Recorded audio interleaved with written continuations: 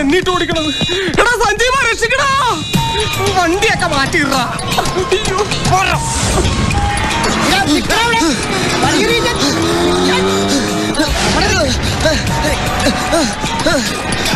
ഓടരുത്, എന്നെ ഓടിക്കുന്നത് എന്റെ കാര്യമല്ലാത്താണ്. നിക്കണവിടെ. എടാ ബൈക്കുകാരെ എന്നെ കൂടെ കൊണ്ടുപോടാ.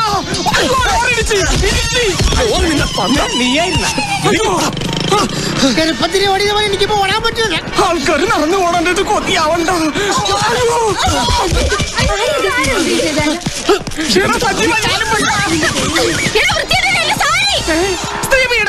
ഇന്നാ ചേച്ചിയെ പിടിച്ചോ. ആരുടെ സാരി വഴിയിരിക്കണോ? ദൈവമേ, എടുക്കണോ? ഒന്ന് പൊക്കിക്കണോ എന്നെ? എന്റെ തൊപ്പി നെഞ്ചി വിളിക്കാം, പിടിക്കാം.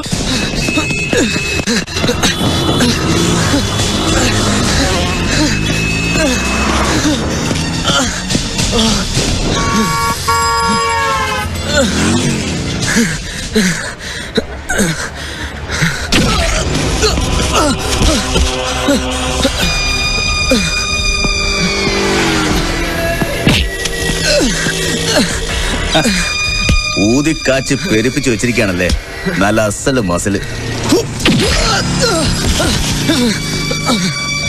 എന്താടാ നോക്കി പേടിപ്പിക്കുന്നത്?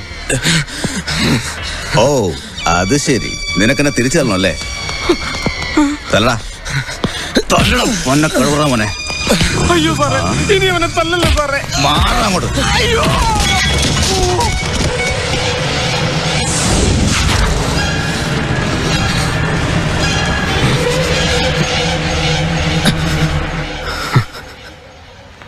എന്താടാ കൈ താഴ്ത്തിയത്? എന്റെ അച്ഛനെ ഓർത്തിട്ട്. നിന്റെ അച്ഛൻ ആ തെണ്ടി കഴിവറ മോനെ അന്നേ തല്ലി കൊല്ലണ്ടായിരുന്നു. പക്ഷെ ഇന്ന് നിന്റെ കൈകൊണ്ട് ഈ കമ്മീഷണർ മുകുന്ദന് തല്ല് കൊള്ളണം. തല്ലടാ, നീ ഭയങ്കര ചൂടനല്ലേ. തല്ല് തല്ല് തല്ല് മോനെ. എന്താടത്? ചേച്ചിയുടെ മോക്കൊരു ഉടുപ്പ് മേടിച്ച. ആ ആണോ?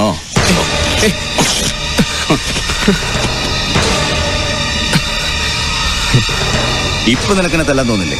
തല്ലടാ, തല്ല് തല്ലടാ, തല്ല് തല്ല് കഴിവറ, തല്ലടാ.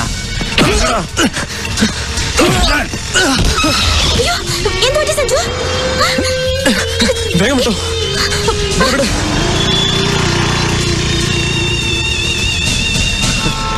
എന്താ അവര് പുറകെ ഉണ്ടോ? ഒന്ന് വേഗം വിട് സോന.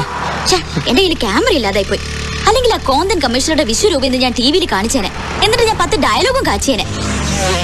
അല്ല സഞ്ജു, താൻ ഇനി സബ് ഇൻസ്പെക്ടറായിട്ട് ചെന്ന് ഇയാളുടെ കീഴിൽ എങ്ങനെ വർക്ക് ചെയ്യുന്നത്? താൻ SI ആയിട്ട് വേണം എനിക്കൊന്ന് ഷൈൻ ചെയ്യാൻ. എന്താ ഒന്നും മിണ്ടാത്തെ? സബ് ഇൻസ്പെക്ടർ സഞ്ജീവിന്റെ ജീപ്പിന്റെ സൈഡിൽ ചെത്തിയിരുന്ന് പോണത് സ്വപ്നം കണ്ടിരിക്കുക ഞാൻ. നിന്റെ ആ സ്വപ്നം നടക്കുമെന്ന് തോന്നില്ല സോന. എന്തുപറ്റി? കമ്മീഷണർ മുകുന്ദൻ എന്നെ സമ്മതിക്കുമെന്ന് തോന്നുന്നില്ല. ഭൂമിയോളം ഞാൻ ശ്രമിച്ചിട്ടും അയാൾ എന്നെ വെറുതെ വിടുന്ന ലക്ഷണമൊന്നും കാണുന്നില്ല. ഒറ്റ അടിക്കുന്നവന്റെ തലയാൻ തെറിപ്പിച്ചനെ. എന്റെ അച്ഛന്റെ മുഖം ഓർത്തപ്പോ ഞാൻ ക്ഷമിച്ചതാ. പക്ഷെ പാവം അച്ഛൻ അറിയില്ലല്ലോ അച്ഛന്റെ മോഹങ്ങളൊന്നും നടക്കാൻ പോകുന്നില്ലെന്ന കാര്യം. ഏയ്, ടെൻഷൻ അടിക്കാതെ സാറേ, ഒന്ന് ചിരിക്കേ. ബി ഹാപ്പി മാൻ. ഞാൻ കോൺസ്റ്റബിൾ വാസ്തവൻ. നിർത്തണ ലോറി, നിർത്തൻ. എടാ നിർത്തണ പറഞ്ഞത്. ഞാൻ നിർത്തണ പറഞ്ഞത്.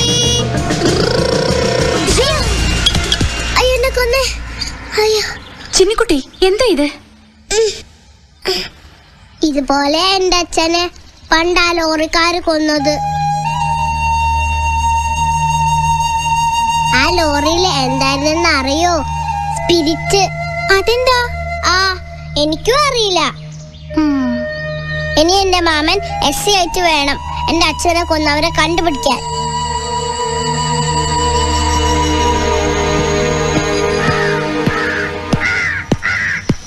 ഹായ്, മാമ വന്നല്ലോ.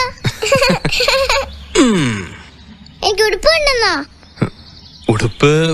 ഉടുപ്പ് മാമ മേടിച്ചതാ, പക്ഷെ കടയിൽ വെച്ച് മറന്നുപോയി.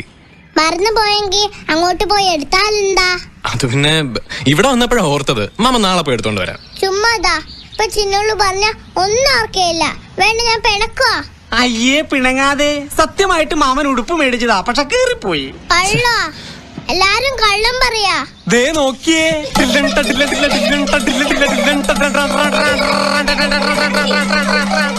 അയ്യോ, നല്ല ഉടുപ്പായിരുന്നല്ലോ, ഇതെങ്ങനെ കീറി?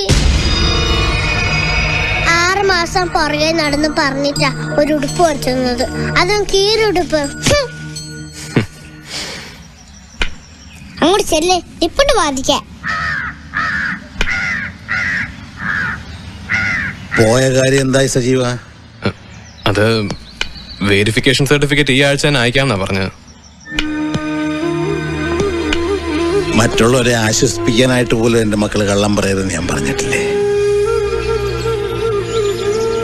ബാലൻ എന്നോടെല്ലാം പറഞ്ഞു. കമ്മീഷണർ മുകുന്ദൻ എന്നോടുള്ള പക തീർന്നിട്ടില്ലല്ലേ? ഞാൻ അയാളോട് ഒരു തെറ്റും ചെയ്തിട്ടില്ല. സത്യം പറഞ്ഞു, സത്യത്തിന് വേണ്ടി നിന്നു, അത്രമാത്രം. അതിനുള്ള ശിക്ഷ വർഷങ്ങളായിട്ട് ഞാൻ അനുഭവിച്ചുകൊണ്ടിരിക്കുകയാണ്. ഇനി എന്റെ മകനോടും പക തീർത്ത അയാൾ അടങ്ങുമെന്ന് വെച്ചാല്. അമ്മമ്മേ, എങ്ങനെയുണ്ട് എന്റെ പുതിയ ഉടുപ്പ്?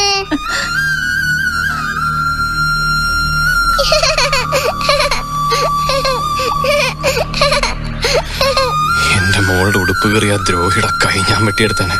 ക്ഷമിക്കുമോനെ, ഭൂമിയോളം ക്ഷമിക്ക. നീ SI ആയി യൂണിഫോം ഇട്ട് വന്ന് എന്നെ സല്യൂട്ട് ചെയ്യുന്നത് സ്വപ്നം കണ്ട് കഴിയാണ് ഞാൻ. അത് നേരിൽ കണ്ടിട്ട് വേണം അച്ഛന് മരിക്കാൻ.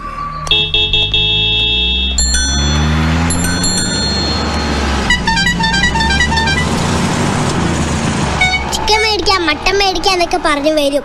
എന്നിട്ട് മേടിക്കുന്നതോ ബീൻസും ഉണക്കമുനിക്കും. മാമ മോക്ക് നാളെ ചിക്കൻ മേടിച്ചുതരാം. പോരെ? എന്ത് പറഞ്ഞാലും ലോട്ടറിക്കാരെ പോലെ നാളെ നാളെ നാളെ. ഈ മാമന്റെ ഒരു കാര്യം. പിണങ്ങാതെ ഇയാള് ജീവിക്കാനും സമ്മതിക്കില്ല. അവിടെ നിൽക്കാൻ. നീ എന്തിനാ ഓടണേ? ഞാൻ പേടിച്ചു പോയല്ലോ. അത് പിന്നെ പതിവാണല്ലോ. ആ പിശാചാണെന്ന് വിചാരിച്ചിട്ടാ ഓടിയത്. ഓ, കമ്മീഷണർ മുകുന്ദൻ. അയാൾ ഇന്നലെ എടുത്തിട്ട് ചാമ്പിയല്ലേ? എന്ത് ചെയ്യാനാ സാറേ? വെരിഫിക്കേഷൻ സർട്ടിഫിക്കറ്റ് അയക്കും വരെ ഞാനിതെല്ലാം സഹിച്ചല്ലേ പറ്റൂ. ഈ കമ്മീഷണർക്ക് എന്തിന്റെ കെടുതിയാണെന്ന് മനസ്സിലാകാത്തത്. സ്പെഷ്യൽ ബ്രാഞ്ച് DVSP ആണ് അതോറിറ്റി. അയാൾ ലീവ് ആയതുകൊണ്ട് ചാർജ് എനിക്കാ. ഞാനത് ഒപ്പിട്ട് അയക്കാൻ തുടങ്ങിയപ്പോഴല്ലേ മൂന്നര അത് പിടിച്ച് മേടിച്ചോണ്ട് പോയത്. എന്റെ പഴയ സ്വഭാവമായിരുന്നെങ്കിൽ അവൻ വിവരം അറിഞ്ഞേനെ. സ്വഭാവം മാറ്റിയോ? നീ ആള് കൊള്ളാവല്ലോടി. മോനെ സജീവേ, പ്രായവും പ്രാരാബ്ദവും ഒക്കെ ആയി വന്നതിന് ശേഷം പൊതുവെ എനിക്ക് എല്ലാത്തിനും ഒരു പേടിയാ. അതുകൊണ്ടല്ലേടാ സൂത്രത്തിൽ ഞാൻ അഡ്മിനിസ്ട്രേഷൻ തന്നെ കൂടിയേക്കണത്. എന്റെ ജോലി എങ്ങനെയെങ്കിലും കിട്ടാതാക്കണം, അത് തന്നെ അയാളുടെ ഉദ്ദേശം. നിനക്കറിയാവോ, നിന്റെ പേരിൽ അയാൾ 4-5 നോൺ ബെയിലബിൾ കേസ് ചാർജ് ചെയ്യാൻ പോവാ. അയാൾക്ക് എന്തു ആവാലോ. മൂത്ത അമ്മാവൻ മുൻ മുഖ്യമന്ത്രി, മറ്റൊരമ്മാവൻ ആസാം ഗവർണർ, അനിയൻ വ്യവസായ മന്ത്രി, പിന്നീട് ഒരുത്തൻ കേരളം മുഴുവനും ഭരിക്കുന്ന അബ്കാരി കോൺട്രാക്ടർ. കട്ടും കൊന്നും പിടിച്ചു പറിച്ചും കോടികൾ ഉണ്ടാക്കിയിട്ടുണ്ട്. എന്നാലും 100 രൂപയുടെ കൈക്കൂലിക്ക് വേണ്ടി ഇപ്പോഴും അയാൾ അടിയുണ്ടാക്കും. നിനക്കറിയാവോ, ഈ സിറ്റിയിലെ ഏറ്റവും വലിയ ക്രിമിനൽ ആരാണെന്ന് ചോദിച്ചാൽ ഞാൻ പറയും സിറ്റി പോലീസ് കമ്മീഷണർ ആണെന്ന്.